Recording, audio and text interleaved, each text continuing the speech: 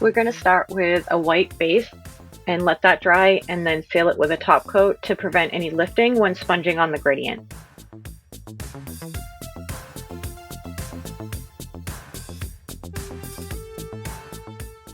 Here I'm adding the polish to a damp makeup sponge, which we will then sponge onto the nail.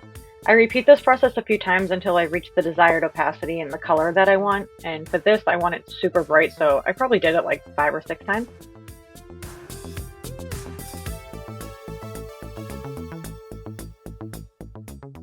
Here I'm applying one coat of Scratch That by KBShimmer. This one contains a crap ton of black shard glitters and stars and circles and such, which was perfect to go with the idea that I had in my mind for this mani.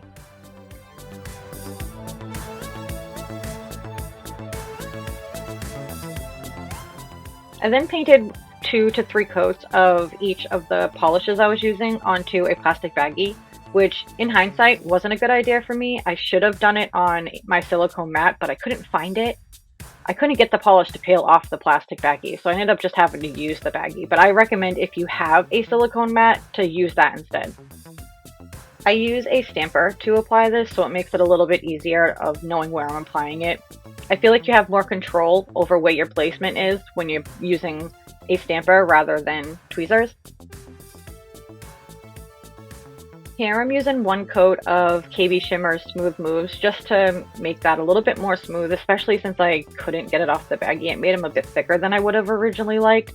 Again, this is why I think you should use the silicone mat instead. Then wanted to put a little bit more shapes into it, so I placed one of the star glitters there and then added a couple dots. So you can stop there and just seal it and that be that, but I wanted to give it a little bit more depth, so I added some black shadowing to the shapes as well as some white to give it a little bit of like reflection.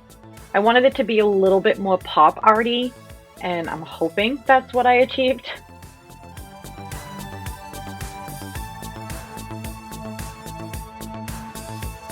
And last, I am sealing it with KBShimmer's Fast Dry top coat.